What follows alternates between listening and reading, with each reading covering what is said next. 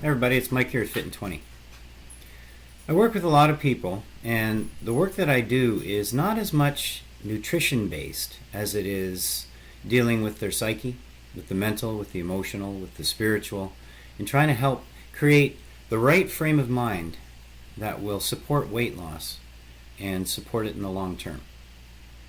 So, I'm not a psychiatrist, I'm not a psychologist, but I do have some training in psychoanalytic theory and in counseling. And I apply that to what it is that I do in my business. Why do I do that? Well, because I find that one of the biggest things that sabotages weight loss programs is this. It's the brain, it's the mind. Okay? It goes south for whatever reason. I feel depressed, I feel anxious, I feel scared, I feel worried, and the feelings are overwhelming to the point that it takes me off my food plan, because food is a great comfort, right?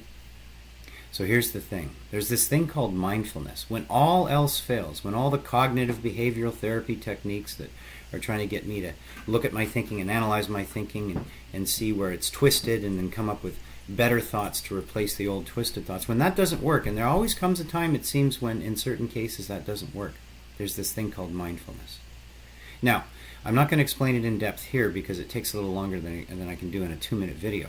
But I invite you to read my blog, because what it is, it's basically observing and not attaching to what comes into my mind. Okay? The Buddhists have known for millennia that attachments are the things that cause suffering. What if we could detach from our negative thoughts? What if we could observe them, see them for what they are, but not attach to them, believe them, and then, of course, when we believe the negative thoughts, we act on them, and that creates a whole other subset of problems. So this technique, and I outline it in my blog here, something you can use when your thinking goes south and you can't stop it. Try this technique. Try mindfulness.